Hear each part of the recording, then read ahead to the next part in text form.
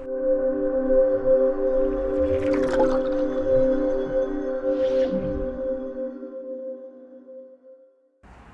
everybody, Rob here with FPV Test Bench.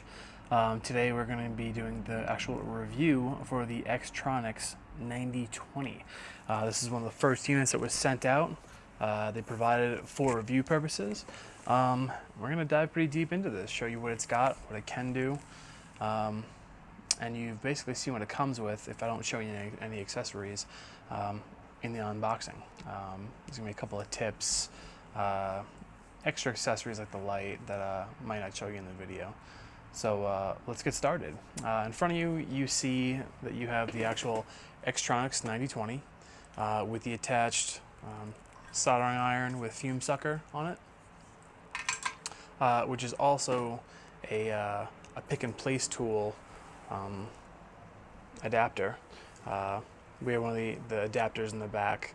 You basically unplug this one and plug in your pick and place tool. That's it, and then you can go at it and start picking and placing parts. You can see that in the first unboxing as well. The military style connector right here, which is really nice. Unscrew this.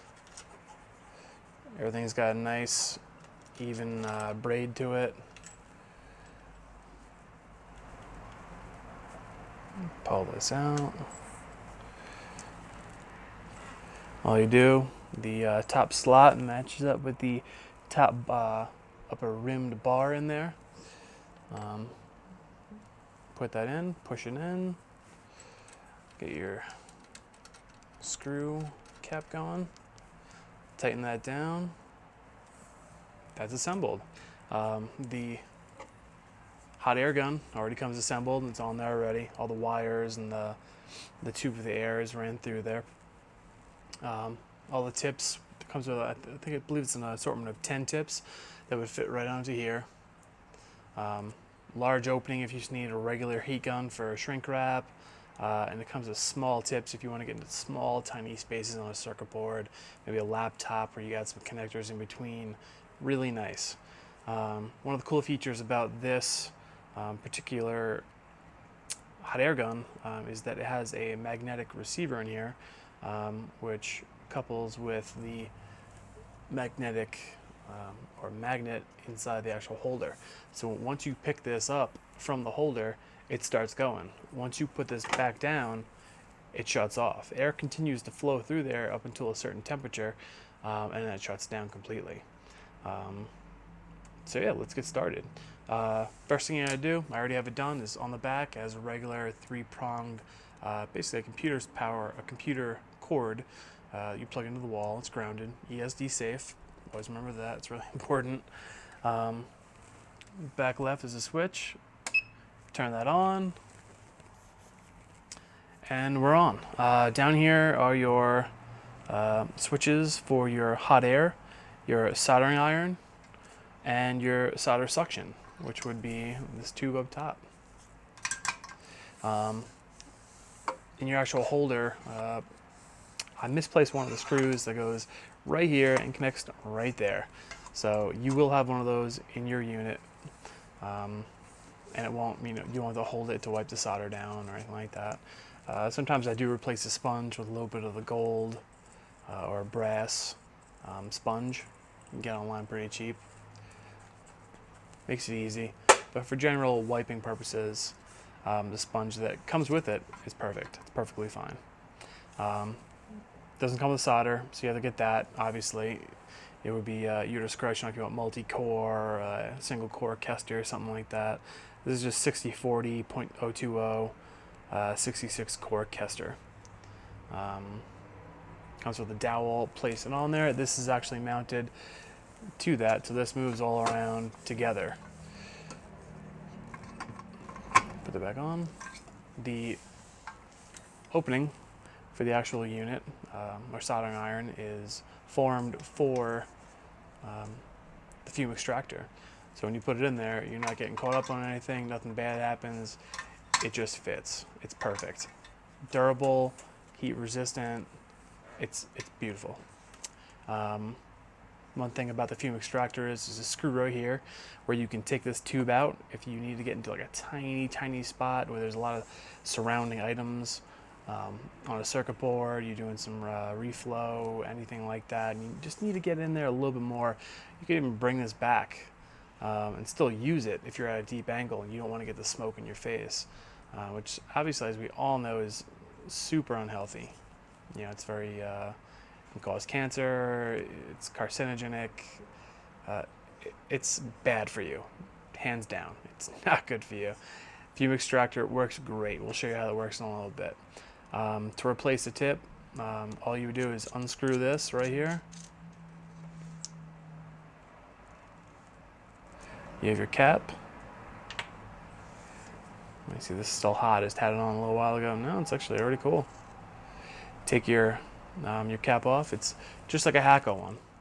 You can actually replace these with Hakko tips, but there's basically no need to, as the kit comes with, I believe it's 8 to 10, something within that range of different style tips. You get some pointy ones, some flat ones, angled ones. It's really nice setup.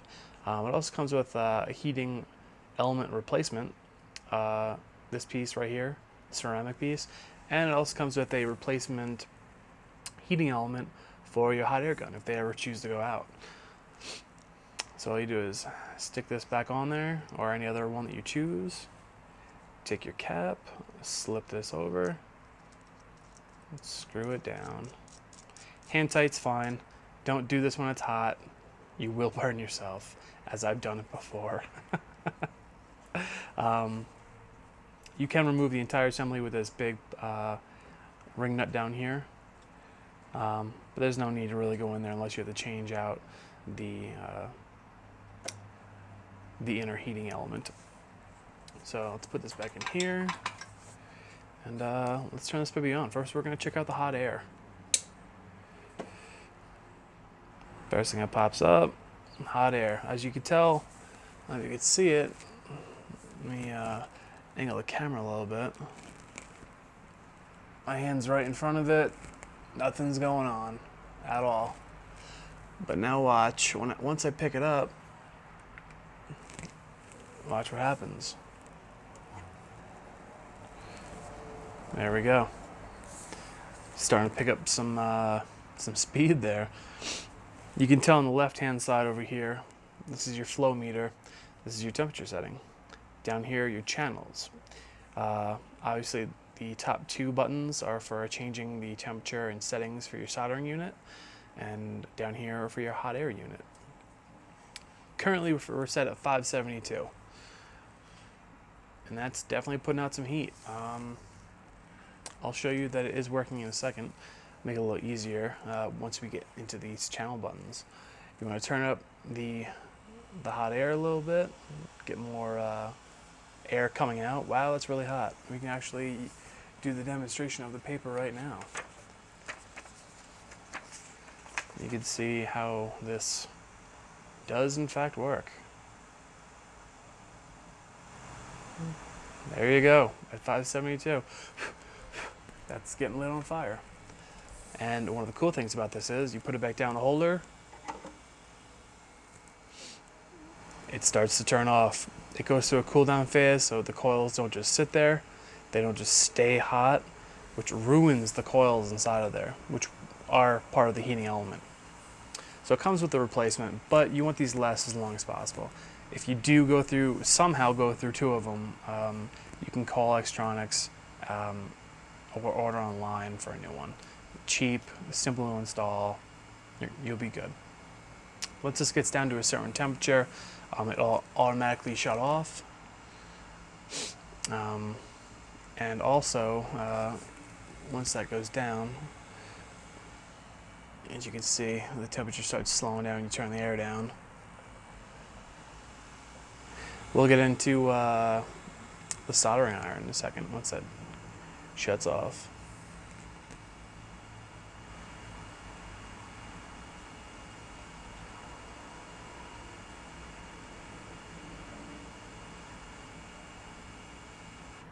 There we go. Took no, that was super simple. It was super quick. All you do is place it back on there. It goes down through a cooling phase. Granted, that is still going to be hot. The actual the unit itself. So don't start fumbling around with it because it's still 200 degrees. So we'll get into that a little bit more once we get in the channels. Soldering. Turn on the soldering. Flip off the hot air. Now your tip is getting up to temperature. You want some suction? Boom, you got suction. You don't want suction? No suction. But I would leave it on for the most part. As you can see, it's at 572 right now. You hear that? Back quickly up to temperature. And you can see every once in a while there's a little light that flashes. That shows that's calculating and fixing the temperature within the soldering iron, or the tip of it. So let's go and melting some solder. You're not seeing any fumes. It's getting sucked up by the fume extractor. Let's try and get a lot on there. See if we can get some to go out. Nope, all getting sucked up by the fume extractor. Let's turn the suction off and see if we can do it. See if you could see it. Oh yeah, breathe all that in. It's really good for you. Still smoking.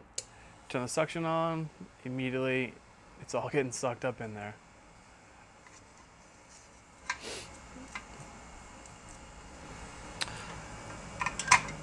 Okay, let's spool this back up a little bit. One of the functions of these channel switches, as you see 1 through 3, say you're soldering in a small spot in a circuit board, it needs low temperature. You know, you need, we'll say 500, around 500. You're soldering, doing your work. Obviously, it's going to bring it down. Once it gets set, you'd start soldering, doing your work, and you need to jump back up and do a large piece real quick. You want to, move as fastly as possible and, get work done, get things accomplished. So you'd switch over to, say, another channel, like channel 3, boom, 750. It's going to start raising the temperature real quick. You can see the light that's on, or the little, the sunlight. It was on while that was moving. Now it's always trying to keep that at 750. It's many hundreds of times per second that's actually doing that. That's a key factor in this new unit. Now if you want to, say, bring this down to 700, let's say 725, and you want this to be sucking air from your fume extractor at half of what you had it at, because it's either too loud, bothering you, whatever, or you're using your pick and place tool.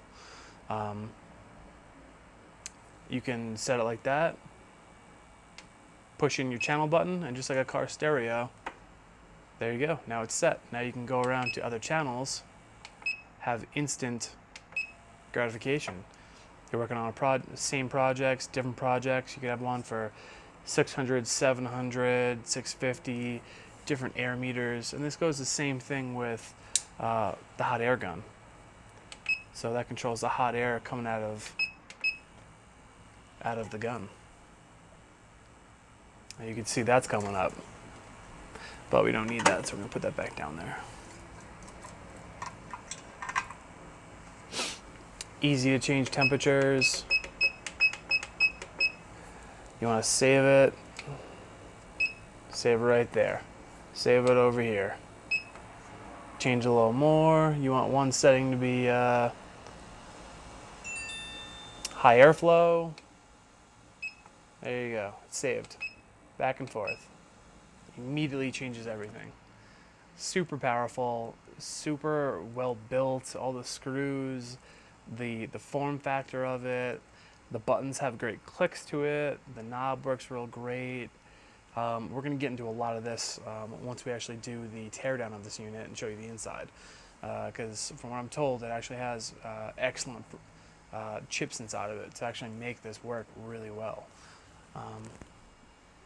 So once we get into that, you can check out all the fine details, and maybe we can go from there. If you have any questions whatsoever, please feel free to reach out to me, ask me some questions. I am an advocate for X-Tronics. As you can see, I got their power supply right here. I've had it for about 2 years now. It works great. I charge up, I'll show you this right here. I charge up my, which ones are these? My Li-ions right here. Just connected up there. Super simple. It's accurate, very accurate. Tested with my Fluke multimeter. Obviously, that gets connected to a LiPo charger. But yeah, everything X-Tronics has, I'm an advocate for. I had one issue one time, and it was that the light that came with my first soldering iron didn't work. So what he did was he overnighted me that light. I couldn't believe it.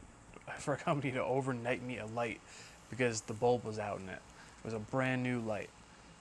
It was just impressive. These are more well built than Hacko. They're going to last longer. They have more functionality, and it's a better price point. And I usually do live by a kind of lifestyle where you pay what you get for. I like nice things, and I took a chance on this because it had tons of Amazon reviews that they were great products, and it worked out for me because these units are awesome.